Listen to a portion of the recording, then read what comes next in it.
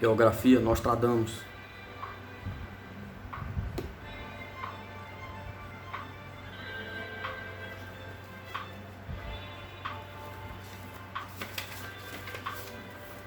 Prefácio.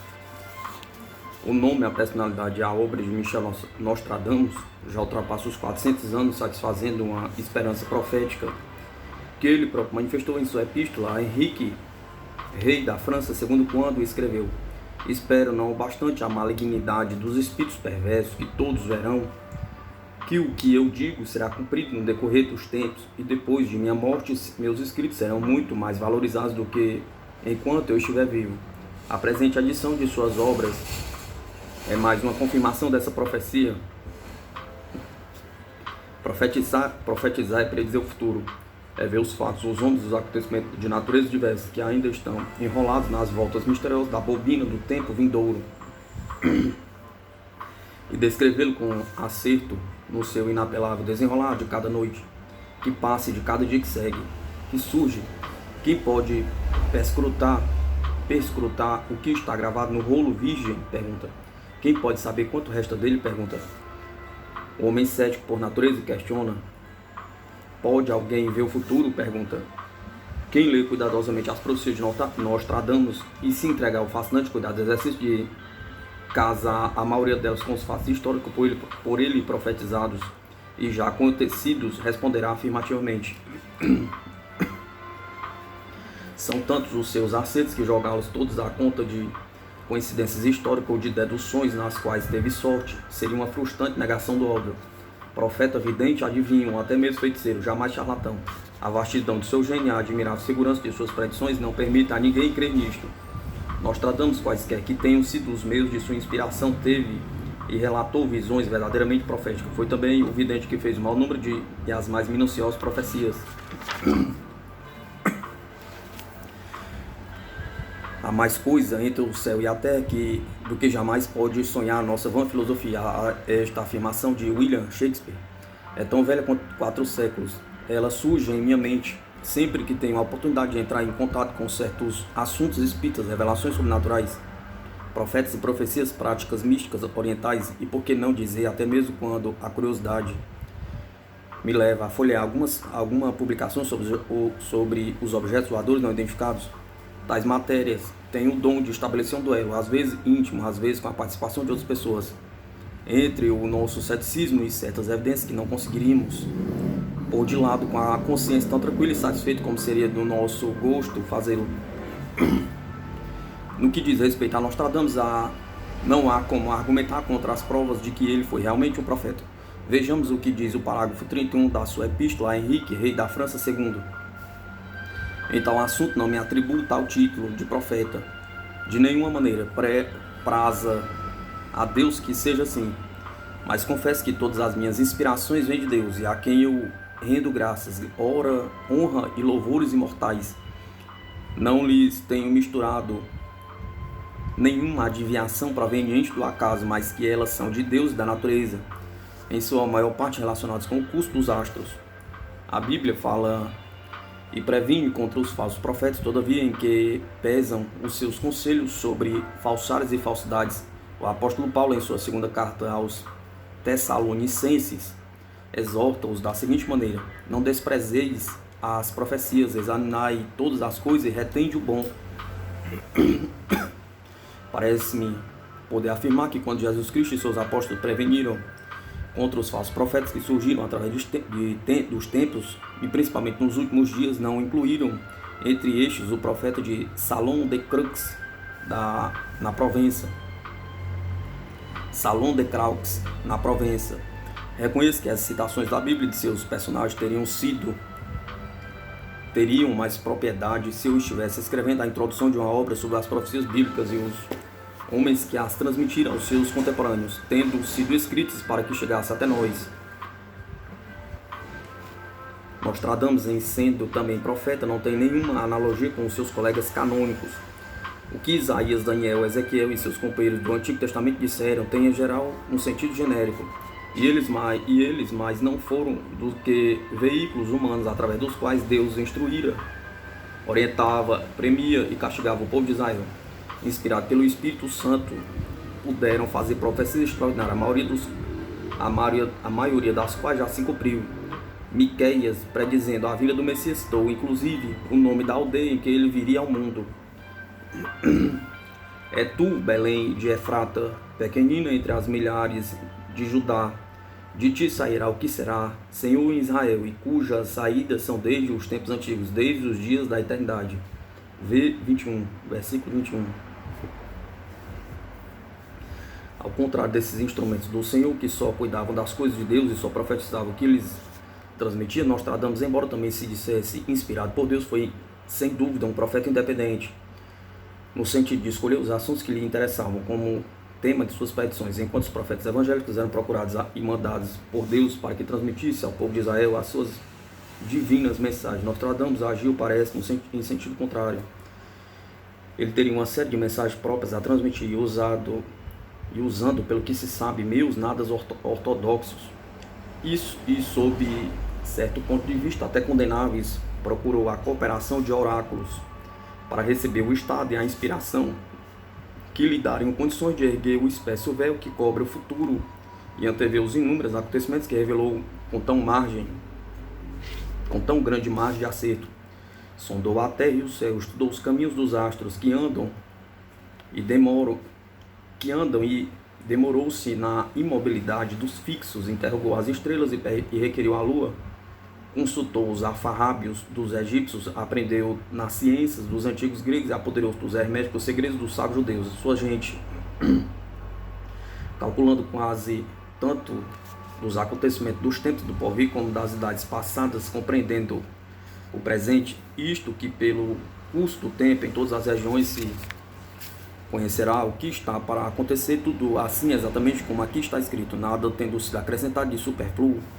Apesar de se dizer não pode haver verdade inteiramente determinada quanto ao que concerne ao futuro, é bem verdade, Senhor, que não fiz presságios baseado apenas no instinto natural que me foi passado pelos meus antepassados, mas unindo esse instinto natural a demorados cálculos e com uma grande tranquilidade e repouso de espírito, esvaziando a minha alma de quaisquer preocupações, fiz esses presságios utilizando em certa parte o tripodemo anel, tripé sagrado sobre a qual as sacerdotistas de Apolo diziam seus oráculos.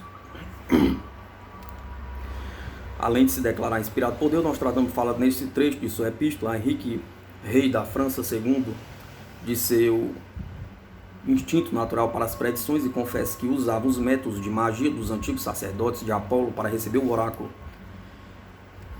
Quando da primeira publicação completada de suas centúrias, presságios, cestilhas e epístolas, 1566, se tivesse surgido alguém de espírito para ter a lembrança e de capacidade para realizá-las, tal pessoa poderia, interpretando as suas profecias, escrever uma quarta perfeita história da França nos séculos e mais da metade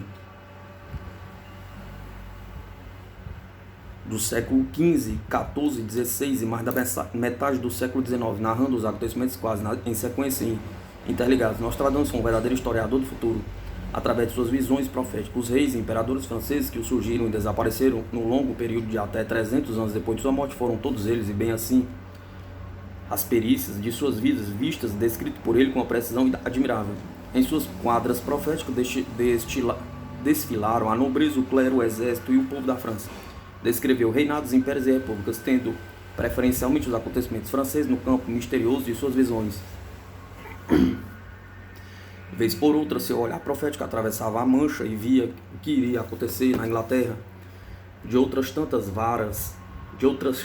varava os Alpes, levantava-se o véu do porvir da Itália, mas à direita transpunha os Pirineus e chegava até a Espanha, aventurando-se num raio mais ousado até as praias árabes do outro lado do Mediterrâneo. Bruxelas, na Bélgica, a Áustria, a Alemanha e a Polônia foram vistas pelo seu olhar vidente, em passeios rápidos, raros, mas fixamente imagens que o futuro se encarregaria de revelar com satisfatória fidelidade. Navegou sobre as ondas do Mar do Norte e esteve na Dinamarca, tendo em outras jornadas se alongado até o distante Setentrião, e viu Petrogrado e Moscou dos czares absolutos até depois da tragédia de Rimborg.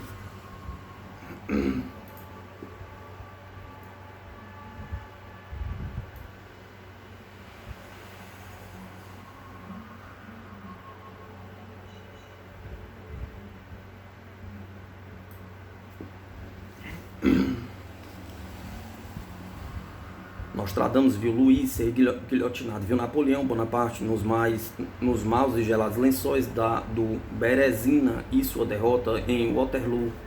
Encontrou-se depois misteriosamente em Santa Helena. Viu Garibaldi ser ferido por seus compatriotas em Aspromonte. E esteve presente quando Napoleão III liquidou a República e se fez imperador. Todos esses acontecimentos estavam a 200 e mais anos de sua morte. Mas suas predições não pararam na segunda metade do século XIX. Com seu compatriota Napoleão III. Eles continuaram mais espaçosos, embora e entretanto pelo nosso século, revelando acontecimentos do nosso passado recente, dos dias atuais e do nosso próximo e do nosso futuro próximo. Nostradamus só para ao redor do ano 2000 de nossa era, quando não apenas segundo ele chegará ao fim dos tempos, com a ocorrência de um fantástico assustador. É aceito com muita propriedade que o homem possa determinar através de uma escolha seletiva que mais lhe agrada as veredas de sua vida enquanto transita para a eternidade. Usando de sua inteligência, seu pensamento e sua ação, o homem dirigia, soberano, o barco de sua existência por mares calmos ou oceanos revoltos.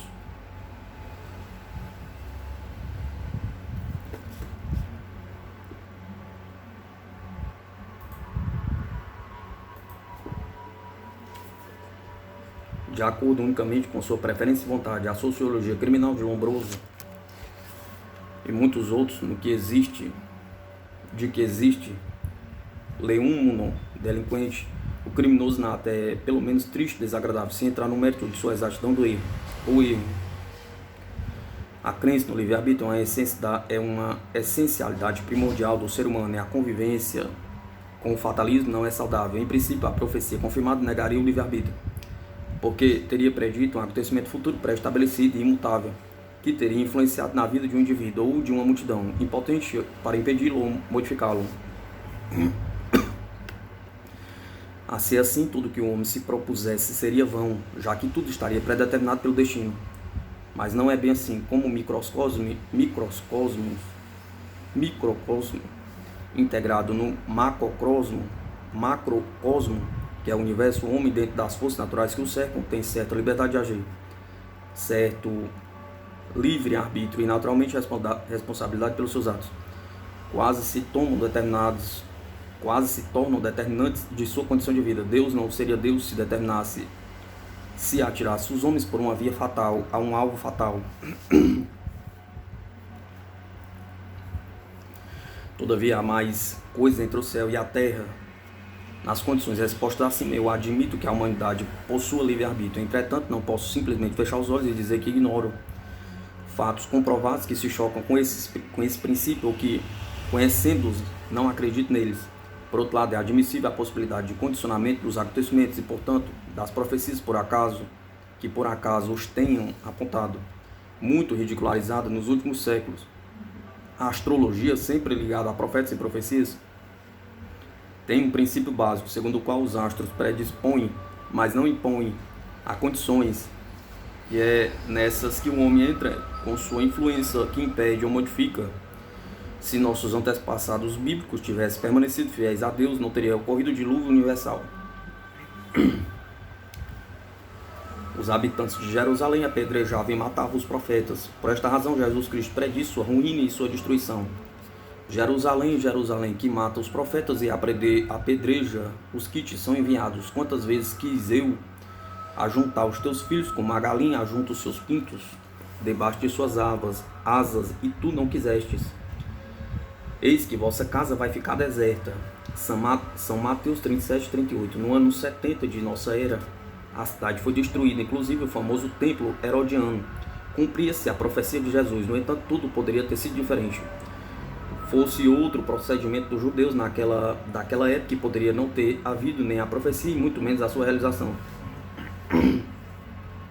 Exemplificando com Nostradamus, pode-se citar entre algumas centenas o episódio da queda, prisão e posterior suplício de Luís. Os motivos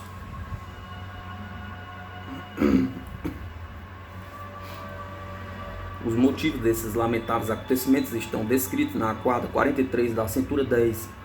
Ele seria levado à morte por causa de sua pouca aplicação aos negócios do Estado, por falta de aptidão, por causa de sua fraqueza, de suas irresoluções, da irascibilidade intempestiva de seu caráter, de suas negligências, etc.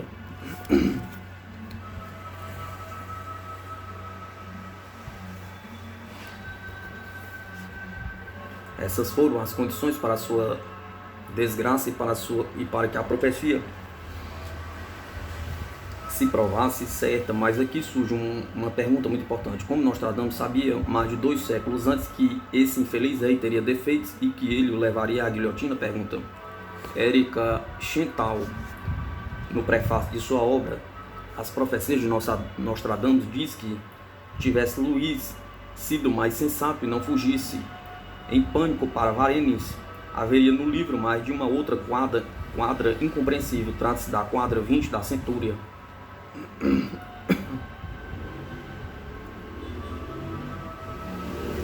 na qual Nostradamus profetizou a prisão do rei nessa localidade do seu reino. Para explicar em parte todas essas coisas, Voltaire, o anticlericalista, disse que no complexo relógio do universo deve haver um relojoeiro. No complexo relógio do universo deve haver um relojoeiro. Voltaire morreu em 1778 e já deve ter certeza disso há mais de 200 anos. Por mim, prefiro acreditar que não há predestinação e nem livre-arbítrio absoluto. Só Deus é absoluto. Não se pode conhecer e muito menos julgar o homem Nostradamus sem um preliminar conhecimento da contingência histórica que antecedeu seu nascimento e dominou durante o período de sua existência. Mais do que qualquer outra coisa, é relevante que se leve em conta a sua ascendência judaica, para que se possa fazer um apanhado honesto do procedimento e, portanto, do caráter desse extraordinário profeta. Um concílio provincial realizado em Narbonne em 1227 tinha tomado diversas medidas para a aplicação dos decretos mais vigorosos do concílio de Latrão. Os bispos deveriam colocar em cada paróquia testemunhas sinodais, ou seja, espiões da Inquisição. Os tabeliães não teriam mais o direito de receber nenhum testamento, sem a presença do paróquio ou de um vigário, que se encarregaria de apurar a fé religiosa do testador. Aos judeus foi proibido o uso no peito da imagem de uma roda, considerada uma distinção infame.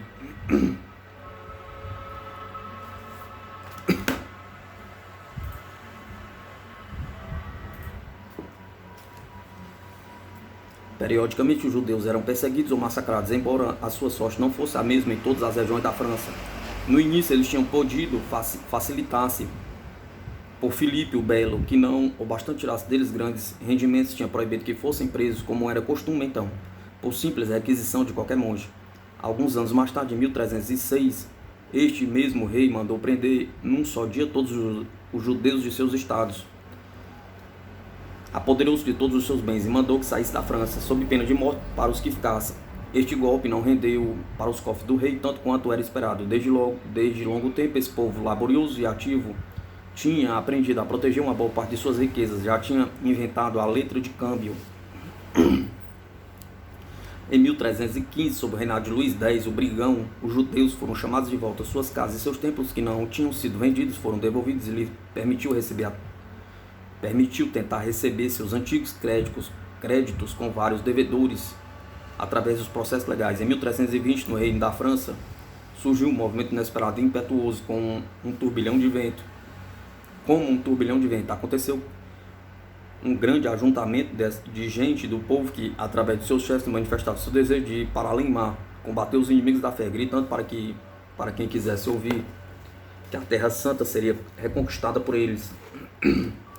Os infiéis seriam expulsos e massacrados por este bando de fanatizados, dirigido por 2 impostores, um padre que tinha sido despojado de sua igreja por causa de seu mau procedimento e um outro clérigo desertor da ordem de São Bento. Os dois tinham enfeitiçado de tal modo esses homens simples que, abandonando suas casas, famílias e bens, ocorriam em multidão, sem dinheiro, munidos apenas de um alforge e de um bastão. Em breve formariam um grande exército, os grupos incluindo inúmeros pastores, começaram a atravessar pacificamente as cidades e os castelos, vivendo de caridade dos fiéis. Depois das esmolas diminuíram, as necessidades aumentaram, os aventureiros se juntaram aos camponeses e então começaram as pilhagens.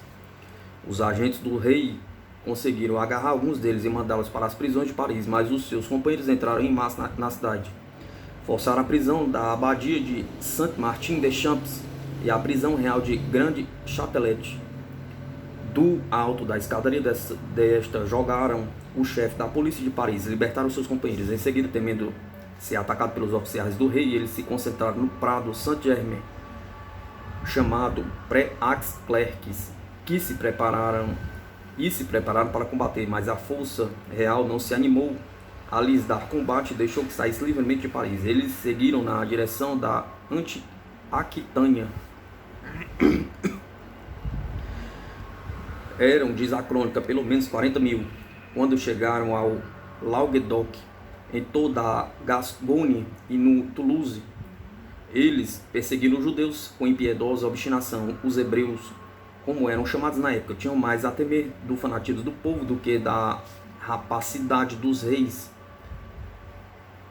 e do ódio frio e sem misericórdia da gente da igreja. Como 500 judeus do Toulouse haviam se refugiado na fortaleza de Verdun-sur-Garonne, os pastores e camponeses incendiaram o castelo. Os judeus se degolaram mutuamente para não caírem nas garras de seus carrascos.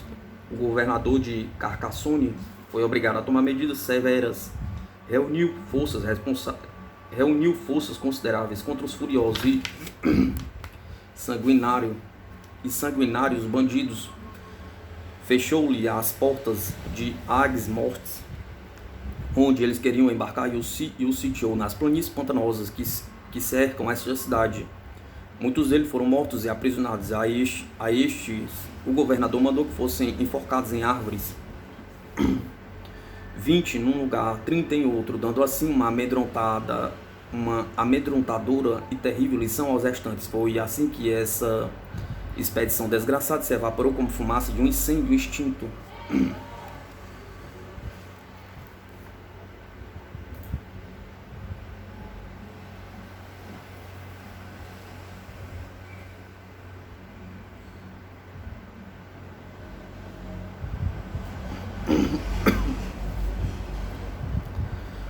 Os primeiros judeus que tinham chegado à Gália desembarcaram nessa região da Europa muito antes da conquista romana, nos séculos 4 e 5 a.C. Ao mesmo tempo que os gregos e os fenícios que se instalaram em Marseille e em Nimes, perto de Montpellier, os judeus tinham fundado a pequena cidade de Lunel, onde se encontra ainda hoje a mais antiga sinagoga da França. Alguns autores sustentam com certa razão que o nome de Lunel indica a sua origem, quando se sabe que os judeus utilizaram o calendário lunar. Ainda hoje os habitantes da cidade são apelidados de Pescaluna, isto é, pescadores da lua. O brasão da cidade tinha, aliás, um crescente lunar prateado, assim como a estrela de 6 pontas, chamada Estrela de Davi, emblema do povo judeu, figurando hoje na bandeira de Israel. Em toda a Occitânia, os judeus gozavam da proteção dos poderes públicos e praticavam livremente a sua religião. Eram considerados cidadãos e podiam ser eleitos magistrados municipais. Eram não apenas mercadores e banqueiros, mas um certo número deles exercia profissões liberais, principalmente a medicina. Foram eles que fundaram a Escola de Medicina de Montpellier, celebre em toda a Europa pela qualidade do ensino ali ministrado gratuitamente. Alguns autores não concordam em que os judeus tenham sido os fundadores desta escola, mas que ajudaram a mantê-la. Pequenas colônias judaicas tinham, no decorrer do século, se espalhado por todo o Languedoc, em Carcassonne, Toulouse, Narbonne, Béziers e Montpellier, conservando por toda a parte a sua religião, a sua cultura e os seus costumes milenares. Os rabinos da Aquitânia eram considerados os mais sábios do mundo, sobretudo para os comentários esotéricos das escrituras.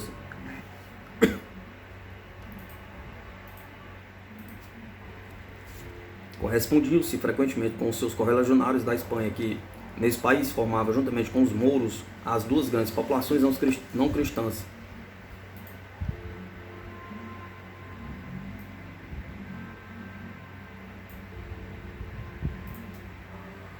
No final do século XIV, Fernando de Aragão, Isabel e a Católica resolveram chegar ao despotismo político através da unidade religiosa absoluta. Desde os primeiros anos do seu reinado, eles fizeram renascer o Santo Ofício da Inquisição, que ainda subsistia apenas teoricamente. Deram-lhe uma nova organização, tornando-o ainda mais execrável do que no tempo de São Domingos, colocando sob o controle direto da realeza. A autoridade dos bispos, antes absoluta na perseguição dos considerados hereges, foi sensivelmente diminuída. A caça aos mouros e aos judeus se recomeçou com desusado rigor, de 1478 a 1482. Mais de 2.000 deles foram jogados nas fogueiras da Inquisição. Depois da tomada de Granada, todos os judeus receberam ordem para se fazerem batizar ou deixar a Espanha. Eles eram muito numerosos, ultrapassando 1 milhão de almas. Tinham acumulado grandes riquezas e alguns entre eles eram homens de grande cultura. 30.000 famílias emigraram para Portugal, África, França e Itália. Os outros se apresentaram para o batismo cristão, abjurando pela força da fé de seu país. Foi no dia 14 de dezembro de 1503 que nasceu em Saint-Rémy-de-Provence Michel de Notre-Dame. A família paterna vinha de Alete, não muito longe de Carcassonne, e pretendia ser descendente da tribo de Isacar, uma das 12 tribos hebraicas, saída de Jacó, capaz de discernir e observar todos os tempos. Como muitas famílias judias da Occitânia, que temia ver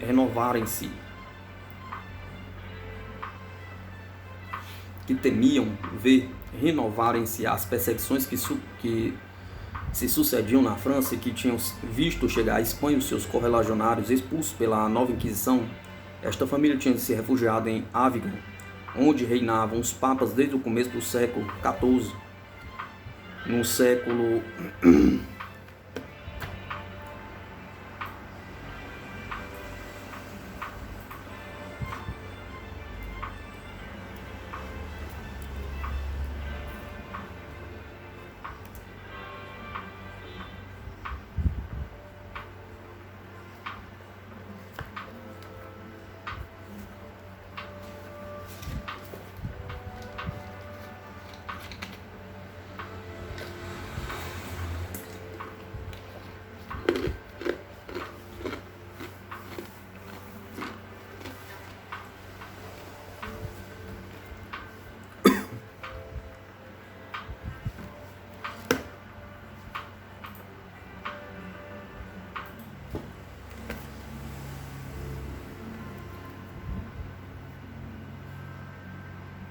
No século XV, o avô paterno de Michel, que era mercador em Avignon, tinha se convertido ao cristianismo, mudando de nome.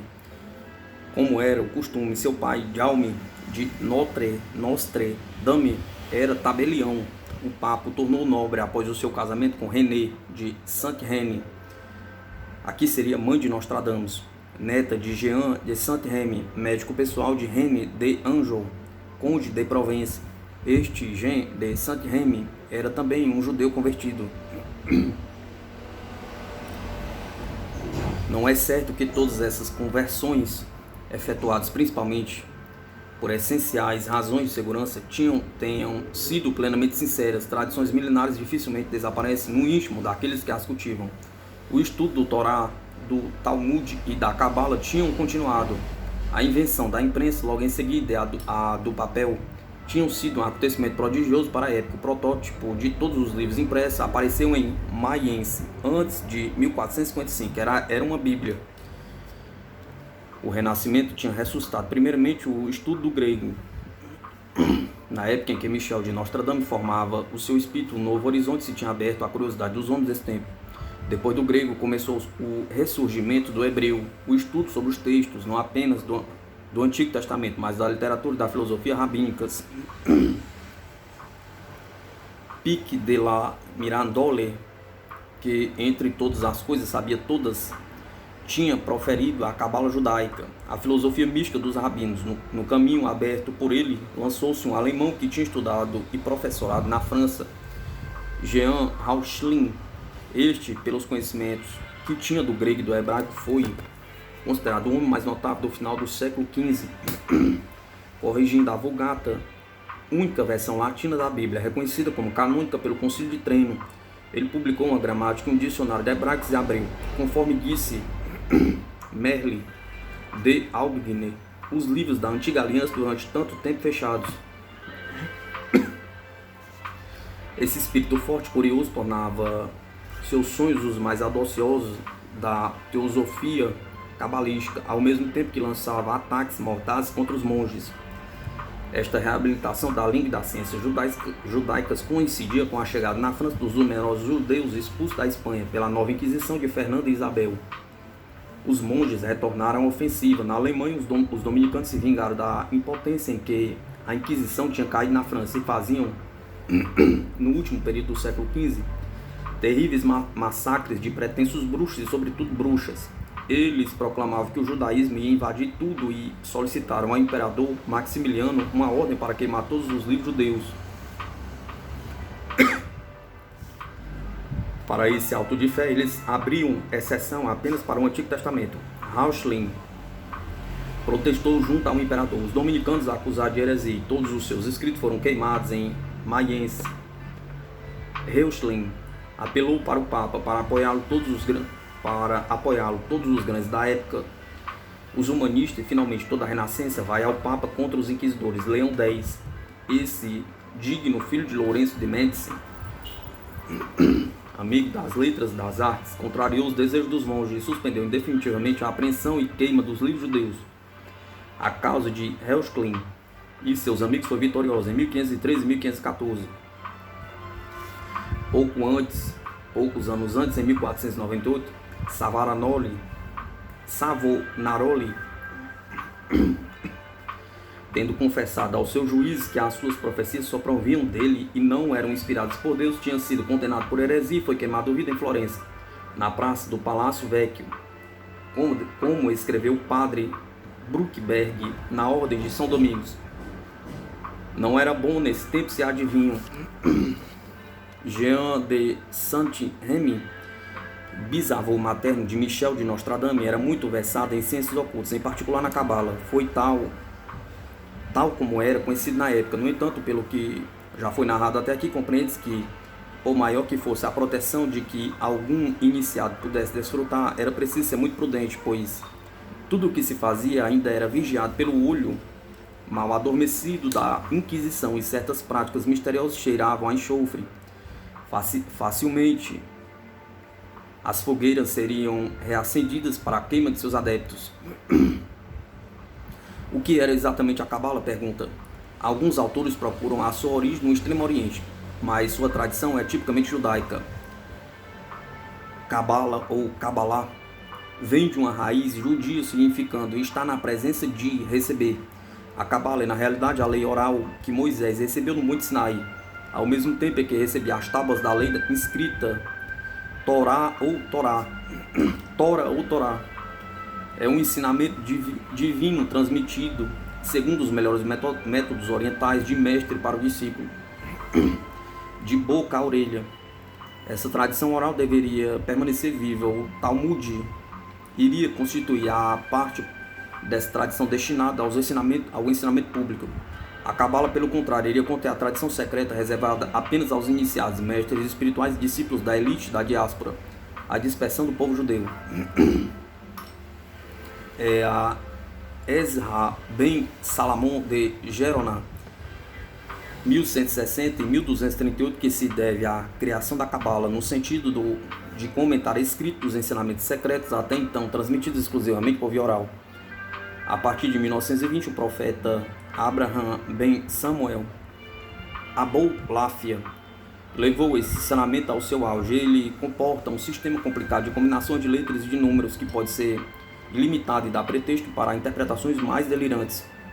Para o seu criador, tudo não passava de uma espécie de composição numérica musical, uma técnica de meditação de êxtase visando a liberação do divino que há no homem, uma yoga judaica. Na mesma época, começam a ser espalhadas as primeiras cópias manuscritas de um livro que ia ter um enorme sucesso. Na mesma época, começam a ser espalhadas as primeiras cópias manuscritas de um livro que ia ter enorme sucesso durante vários séculos, o Zorá, ou Livro do Esplendor, cuja tradição francesa compunha-se de 3.314 páginas. Sua teologia da vida mística judaica, ele continha explicações cabalísticas sobre os livros de Moisés.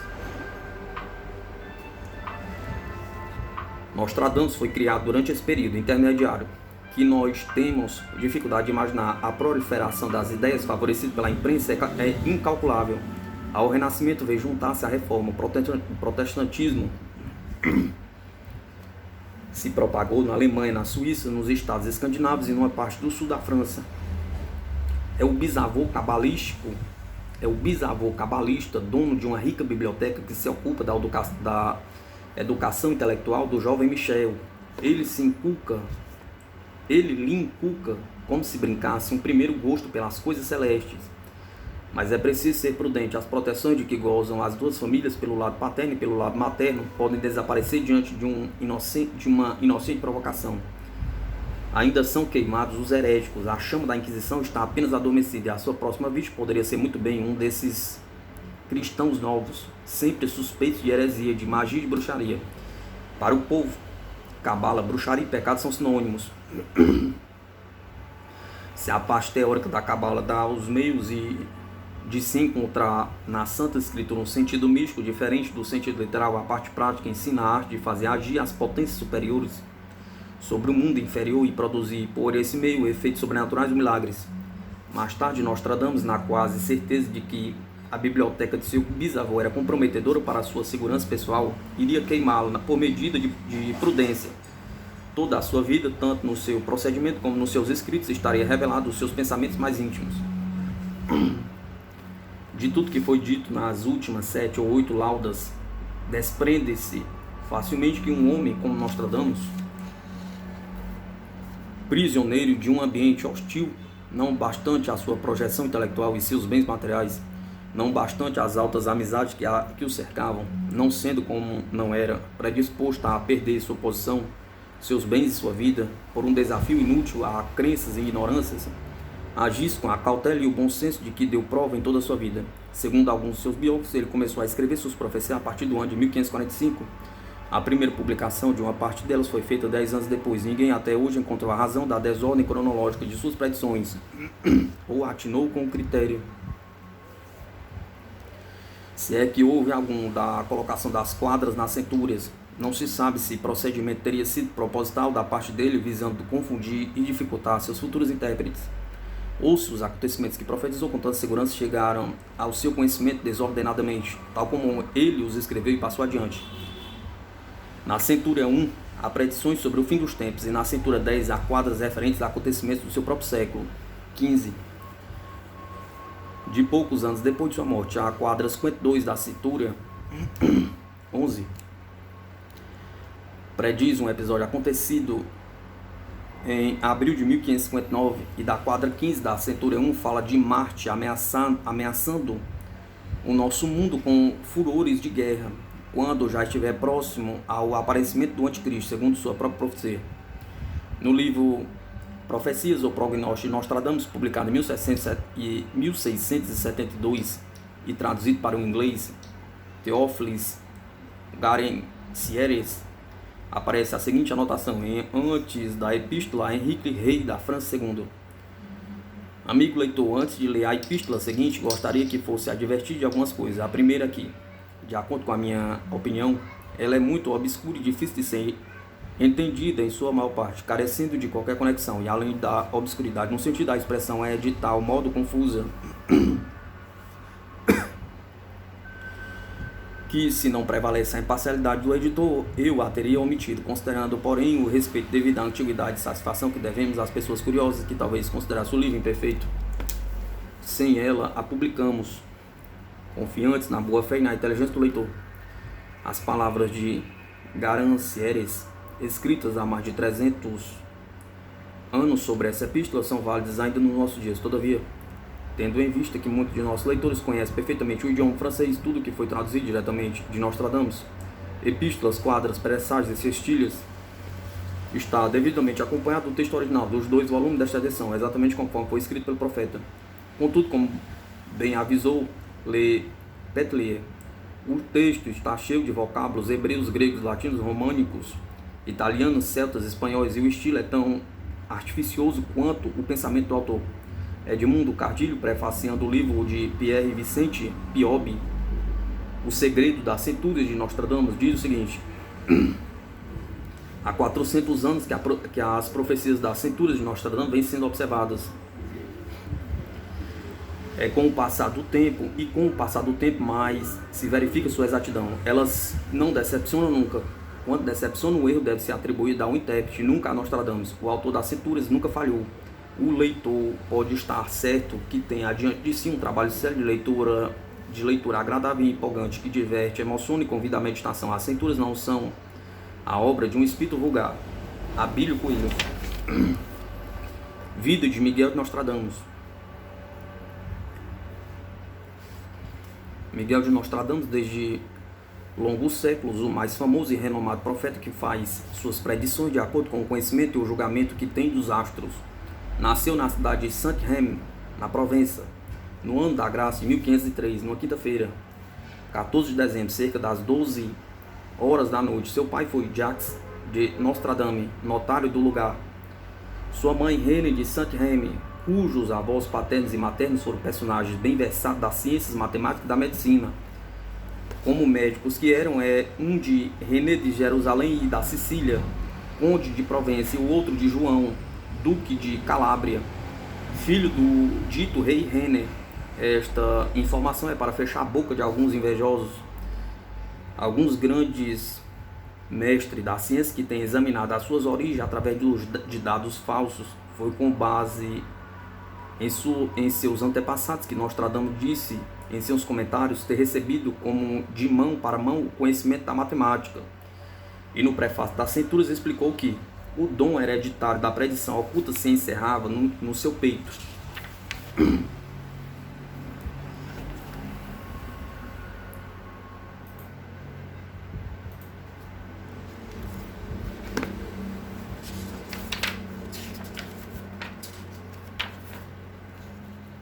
Após a morte de seu bisavô materno, que lhe havia dado como um divertimento, o primeiro gosto pela ciência celeste, Nostradamus foi mandado para Avignon, a fim de fazer o curso de humanidades. De Avignon, ele seguiu para a Universidade de Montpellier, onde se dedicou com muito empenho ao estudo da filosofia e teoria da medicina, até a ocasião em que sobreveio uma peste no país, quando ele seguiu para Narbonne, Toulouse, Bordeaux, ensinando nesses lugares pela primeira vez seus conhecimentos médicos, obtendo os primeiros lucros pecuniários de seu trabalho.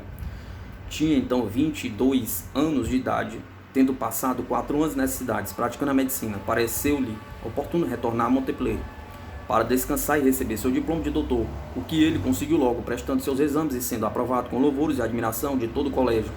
Passando depois por Toulouse, ele foi até Agen, cidade sobre o rio Garona, onde ficou conhecendo Júlio César Scaliger, personagem de rara e assinalada erudição, como todo mundo sabia, com o qual Nostradamus fez sua grande amizade, que, entretanto, algum tempo depois tornar-se-ia em forte rivalidade e desavença entre os dois, conforme se pode deduzir dos seus escritos. Em Agen, Nostradamus se casou com uma muito honorável senhorita, da qual teve um casal de filhos, sendo que todos 3 morreram, a esposa e os filhos, deixando-o sozinho e sem companhia. Então ele resolveu deixar definitivamente Provença, seu país natal. Chegando a Marselha, foi para Aix, a chamado do parlamento da Provença, onde permaneceu durante 3 anos, por conta da municipalidade, enquanto durou a peste, até o ano de Cristo de 1546. Tão furiosa e cruel, tal como a descreveu o senhor de Launan em sua obra Théâtre du Monde, segundo os verdadeiros relatos que lhe foram feitos pelo próprio Nostradamus. De Aix, ele foi para Salon de Krausk, cidade próxima a meio caminho de Avignon, e Marseille, onde se casou pela segunda vez. Foi em Salon que tendo uma previsão das grandes mudanças que sobreviriam em toda a Europa, bem como das sangrentas guerras civis e as dificuldades perniciosas que se aproximavam fatalmente deste reino gaulês, cheio de entusiasmo e como tomado por um furor totalmente novo, ele começou a escrever suas centúrias e outros presságios, começando assim: do espírito divino a alma alcança o presságio, dificuldades, fome, peste, a guerra se propaga, águas, securas, terra e mar de sangue extintos, paz, trevas a nascer, prelados, príncipes a morrer. Ele guardou por um longo tempo suas profecias, sem querer publicá-las, sendo que a novidade da matéria não deixaria de suscitar-lhes infinitas e duras críticas, calúnias e ofensas nas mais venenosas, assim que aparecessem. Finalmente, vencido pelo desejo que tinha de ser útil ao público, ele se deu à luz. Ele as deu à luz, e logo a sua fama e renome recorreram pelas bocas de seus compatriotas e dos estrangeiros com grande admiração. O todo-poderoso Henrique II, rei da França, ouviu falar dele e mandou convidá-lo para visitar sua corte no ano da graça de 1556. E tendo conversado com ele sobre coisas importantes, enviou-o de volta com muitos presentes. Alguns anos depois, Carlos, filho de Henrique II,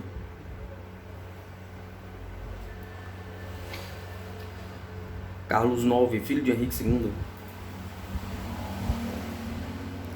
visitando suas províncias, isto foi em 1564, tentando colocar sob a doçura da paz suas cidades amotinadas, chegou até a Provença, onde não deixou de visitar esse profeta e homem verdadeiramente ilustre, quando ele, de toda a liberdade real, honrou-o com o título de conselheiro e de seu médico ordinário.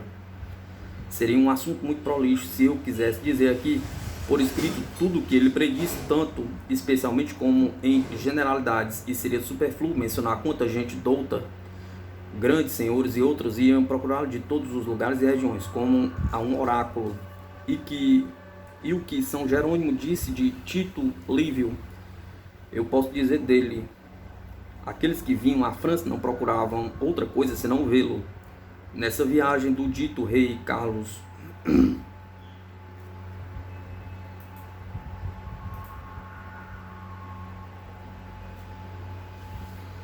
nesta viagem da França do dito rei Carlos IX, Nostradamus já tinha passado por 70. Nostradamus já tinha passado dos 70 anos e se tornara caduco e débil por causa das doenças que frequentemente o afligiam, principalmente a artrite aguda. Ele esperava com consciência seu ano climatérico, no qual morreria, o que aconteceu no dia 2 de junho de 1566, um pouco antes do sol nascer, tendo a artrite se transformado em hidropsia, que ao cabo de 8 dias o sufocou.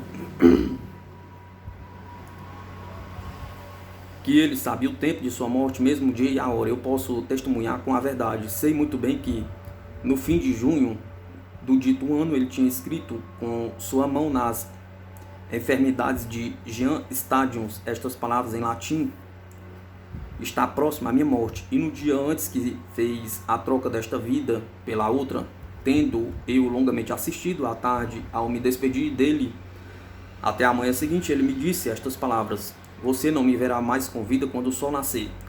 Sobre o seu sepulcro foi escrito e gravado um epitáfio, feito à imitação daquele do grande Tito Livio, historiógrafo romano, e que se vê hoje na igreja dos franciscanos de Salom, onde seu corpo foi sepultado. Este epitáfio, tá como vai ser transcrito aqui, está gravado em latim, que eu traduzirei assim: aqui repousam os ossos do ilustre Michel de Nostradame, cuja pena quase divina foi a única no pensamento de todos julgada digna de escrever, segundo o curso dos astros, todos os acontecimentos que surgirão sobre a terra. Ele viveu 62 anos, 6 meses e 17 dias, morreu em Salon no ano de 1566, no dia 2 de julho.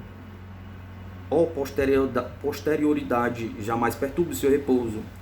Anne Ponce Gemely deseja a seu excelente esposo a verdadeira felicidade.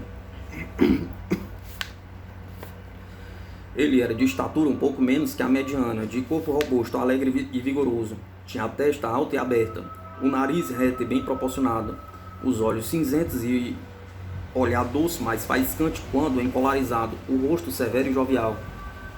de forma que a severidade estava aliada nele a uma grande humanidade. As faces eram rosadas, mantendo-se assim até a sua velhice. A barba longa e espessa, a saúde boa e vigorosa. Se executasse os últimos anos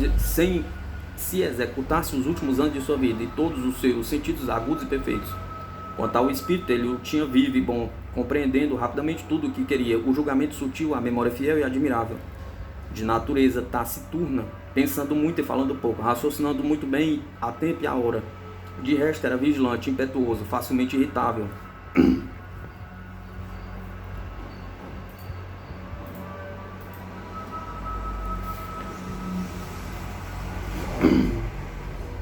Mas paciente no trabalho.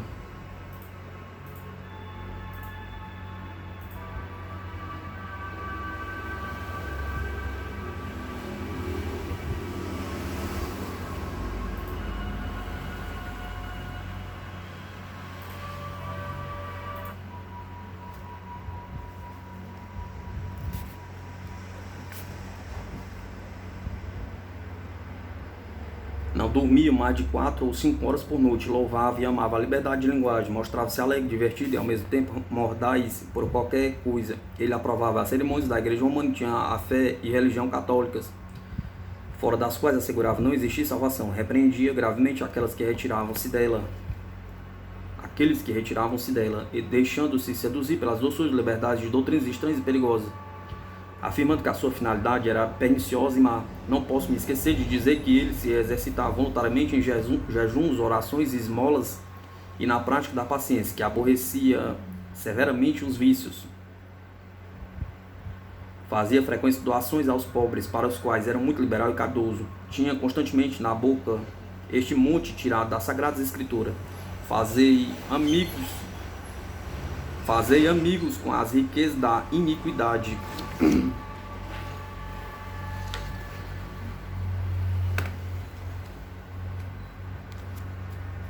Da segunda mulher ele deixou 6 filhos, 3 casais. O primeiro dos homens, de nome César, personagem muito alegre de espírito gentil, é aquele a quem dedicou suas primeiras centúrias.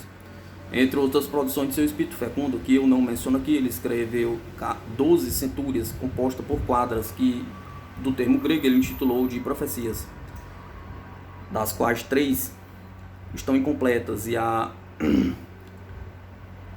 temos dele outros presságios em prosa feitos desde o ano de 1550 até 66, que, coligidos por mim, a maior parte organizados em 12 livros, são dignos de ser recomendados à posteridade. Uma parte compreende a nossa história dos próximos 100 anos, todas as nossas dificuldades, guerras e governos, de um extremo ao outro. Em outra parte, o saber da cintura se estende adiante do tempo por muitos séculos.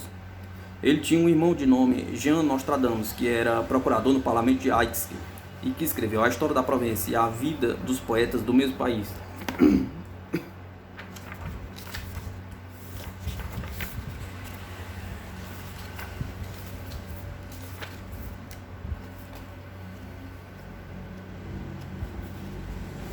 Um estudo sobre Nostradamus, o homem e a obra.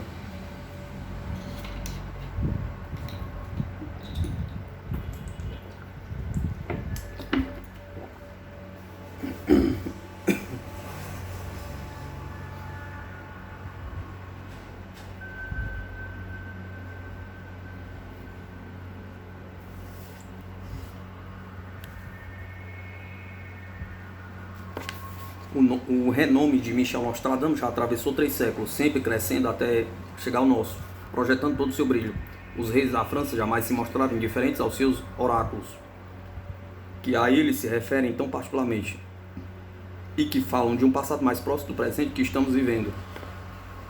O crescente prestígio das centúrias faz aumentar a cada dia que passa a sua popularidade secular, à medida que vão sendo melhor compreendidos e explicados com esclarecimentos e comentários mais explícitos, que as tornam mais inteligíveis. Sob o nome de advento comunitário e principalmente a história da Revolução Francesa, que Nostradamus tem em vista as suas predições, é na profética descrição dessa sangrenta epopeia, a qual ele consagra quase 3/4 partes de suas quadras, que sua inspiração se mostra inesgotável. É o assunto ao qual ele volta sem cessar, do qual ele trabalha minuciosamente todos os detalhes. para o qual converge todas as forças visíveis de seu pensamento. Toda a irradiação de sua inteligência, toda a lucidez do gênio misterioso que o inspira.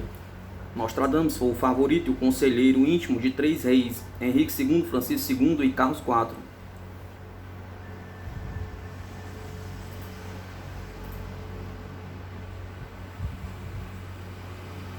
Carlos IX.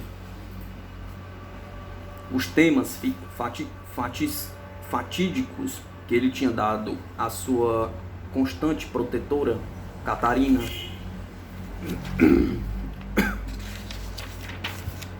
de Médici, em uma viagem que ele fez a Salon de Craux em 1564 com seu filho Carlos IV, todos eles originários de suas proféticas visões, influenciaram certamente a política firme e profunda desta grande rainha, mãe de 3 jovens reis no meio das dificuldades que perturbavam o reinado, atormentado pela fúria das guerras e de religião.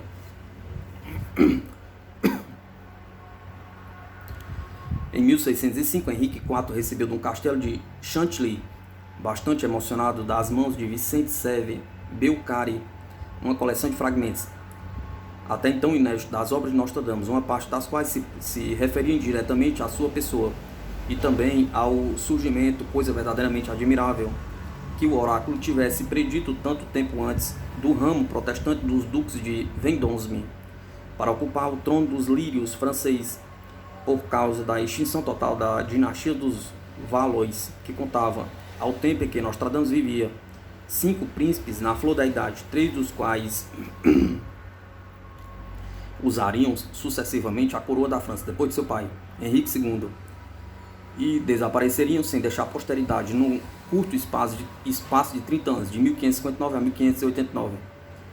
Antes, em 1594, Henrique IV já havia escolhido com simpatia o gesto de Aimé de Chavigny, contemporâneo discípulo de Nostradamus, ofertando-lhe seu trabalho intitulado Os Janos Gálicos. Luís também sentiu-se honrado com as homenagens que os estudiosos de seu tempo lhe prestaram, oferecendo-lhe os resultados de suas pesquisas sobre as centúrias, o que se pode constatar pelas cartas dedicatórias do cavaleiro de Jante, antiquário e conservador da sala de medalhas, insígnias e armas de Monsieur, irmão do rei, em 1673, das de Guinaud, escudeiro e governador dos pajens da Câmara do Rei, em 1709, e da de Jean de Roux, cura de Louvecamp, em 1710. A Revolução Francesa, sobrevindo em 1789, tirariam por uns tempos a atenção que se dedicava aos estudos teúrgicos, aos quais se ligava a mística das centúrias, mas a corrente, momentaneamente interrompida, foi retomada com mais vigor do que antes. Tão logo se pôde reconhecer e constatar com admiração, tanto quanto a história dos últimos anos, e particularmente as referências a Luís, a Convenção Nacional, a Napoleão I, a Restauração, a Luís Filipe I, a Assembleia Nacional, e a Napoleão III, eram familiares a Nostradamus. Por outro lado, os comentadores modernos, sem exceção de nenhum, acreditam que todas as predições realizadas anteriormente à morte de Luís eram dentro do plano do oráculo.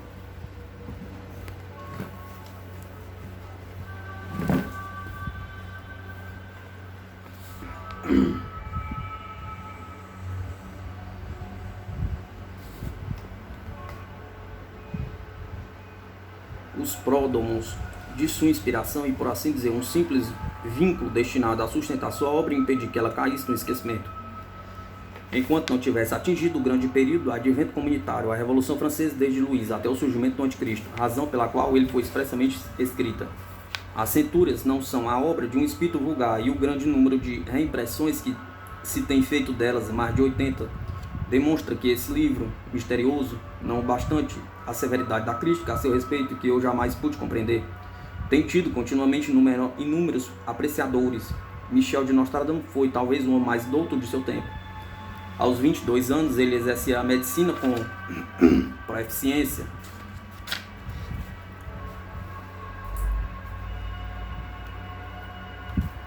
Recebeu o diploma de doutor aos 26 anos e ocupou uma cadeira de professor em Montpellier antes de se dedicar à astrologia judiciária. da qual ele conseguiu se sobrepor a todos. Henrique II mandou chamá-lo e o recebeu com consideração em sua corte.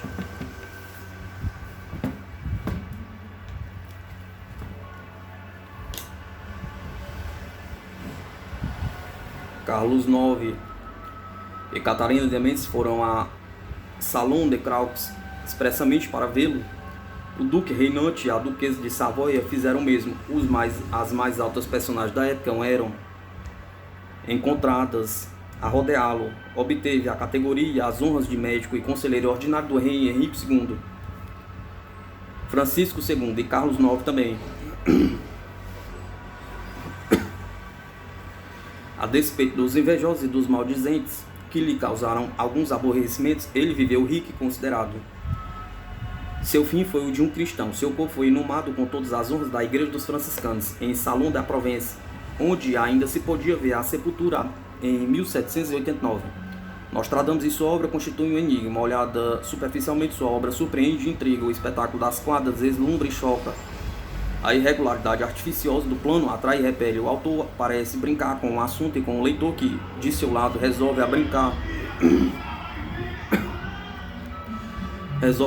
também e pensar em rir de Nostradamus e de suas centúrias. O século XIX nosso não se sustenta mais de quimeras, não leva a sério as elucubrações de um astrólogo. O bom senso público, desde muito tempo, relegou aos fazedores de almanaques camponeses os prognósticos de Mathieu Lanzenberg e de Nostradamus. Mas, se alguém abre as centúrias com mão distraída e a folheia ao acaso, encontra aqui e ali traços de um tesouro encoberto que alertam seu espírito sem satisfazê-lo. O interesse mesclado de uma surda impaciência cresce um pouco.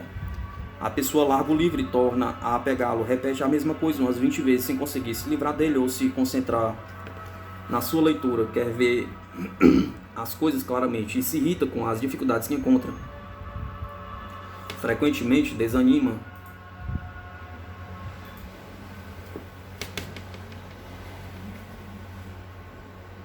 Guarda o volume e procura esquecê-lo. Às vezes, ao contrário, consegue levantar meio o véu que encobre o mistério. Começa a entrever alguma coisa, se apercebe de que o fundo não corresponde à ingenuidade aparente da forma. Tudo se torna suspeito. A pessoa se sufoca sob um peso de chumbo que se sente num beco sem saída. Quer sair desse labirinto que se encontra perdida. Mil vozes encarnecedoras emboscam atrás de cada estrofe. Cada verso, cada palavra leva uma corrida desenfreada nas estepes mais fantásticas da imaginação. E se ela se controla a tempo, se conserva seu sangue frio, interroga-se ansiosamente. O que são as centúrias? Pergunta. Quem é Nostradamus? Pergunta. Tudo é ambíguo em Nostradamus. O homem, o pensamento, o estilo. O homem, ao mesmo tempo, arrogante e tímido, simples e complicado, brincalhão e sinistro, franco e dissimulado, cristão e a superfície, pagão, talvez no fundo. Dos 3 reis que o cobriram de presença e de honrarias, dos quais ele foi conselheiro íntimo, nenhum parece ter recebido dele um aviso claro sobre os fatos que diziam a respeito à sua glória ou sobre os perigos que ameaçavam sua casa. Henrique II jamais leu a epístola dedicada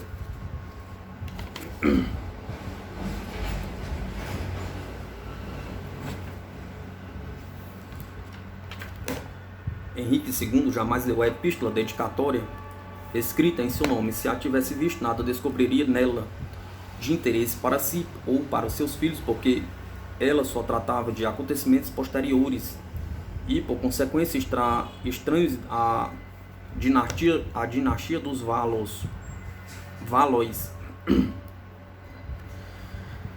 O pensamento não é menos complicado do que o homem. Em tudo ele usa a forma anfibológica, tão familiar aos oráculos pagãos, cheia de armadilhas esquivas e muito apropriada para abrir portas a todos os erros, enquanto a pessoa se esforça para encontrar o caminho certo que a levará à interpretação verdadeira. Contrariando o exemplo do Divino Mestre, que chamou a si os simples e os pequeninos, Nostradamus os repele com desdém, ameaça com imprecações e os manda para os deuses infernais. Finalmente, o estilo é artificioso como pensamento sobre a exterioridade de uma rima sem sentido e de um jargão poliglota, que propriamente não pertence a nenhuma língua. O autor mostra uma poesia selvagem ao mesmo tempo que revela uma erudição profunda e o conhecimento de todos os idiomas utilizados pelos sábios. O texto está cheio de vocábulos hebreus, gregos, latinos, italianos, espanhóis, celtas e românicos. É um perpétuo fogo de artifício sob um céu sempre sombrio. Os claros e sombreados se sucedem, entrechocam-se e surpreendem-se.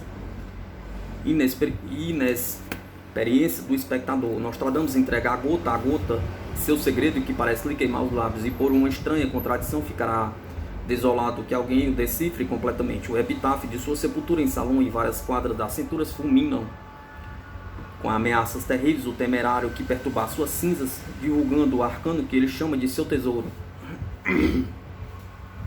Aquele que abriu o túmulo encontrado e que não o fechar imediatamente, mal lhe acontecerá. Centúria 9, quadra 7.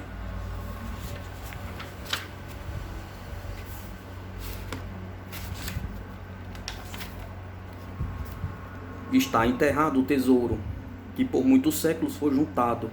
Quem o encontrará, morrerá, com o olho espetado por uma mola. Cintura 1, quadra 27. Essas palavras ambíguas levam qualquer um a crer que Nostradamus fez enterrar com ele em sua sepultura a chave para decifrar suas profecias ou o complemento delas. Nas cinturas não existe um plano nem método visíveis, tudo parece ser jogado de qualquer maneira. É uma folia universal, mas nesta sábia desordem, que é o ponto mais alto da arte, o autor triunfa, porque desta amálgama habilmente triturado brilham de todos os lados clarões fosforescentes, semelhantes a esses fogos travessos que um imprudente viajou atira ao precipício durante a noite. Esses clarões vacilantes, essas cintilações duvidosas enervam por suas resplandecências zombadoras a inteligência que tenta agarrá-las. Elas fascinam, elas encantam. A atração de curiosidade toma logo plena posse do pesquisador, de tal maneira que, se ele não está premunido contra os eflúvios dessa atmosfera vertiginosa, por um ceticismo robusto ou por uma poderosa armadura da ciência cristã, deixa-se enlaçar e por um longo tempo, talvez, num labirinto insolúvel de um ingrato labor, abre aspas, que lhe secará o corpo, porá a sua alma em perdição e ocasionará dificuldades ao seu espírito falível, fecha aspas, sem que ele obtenha qualquer resultado. Nostradamus escreveu sua cintura segundo as regras da sintaxe latina, com todas as inversões de palavras e de frases que ela permite. Não são mais do que antítese e anfibologias, os dativos e ablativos absolutos, as trocas do acaso e de tempo, as transposições do sujeito e do verbo fazem equívoca a construção. Seu vocábulo se complica com uma mistura de vocábulos celtas, românicos, espanhóis, italianos, latinos, gregos e hebreus. Às vezes ele menciona o todo pela parte, às vezes faz justamente o contrário. Suas quadras são repletas de anagramas, tais como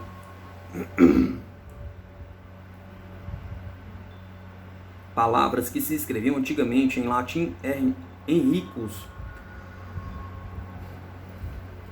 Encontra-se jogo de palavras tais como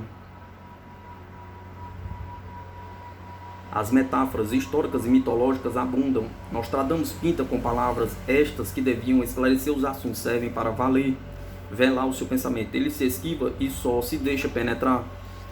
Aos poucos, de cada vez, despreza o simples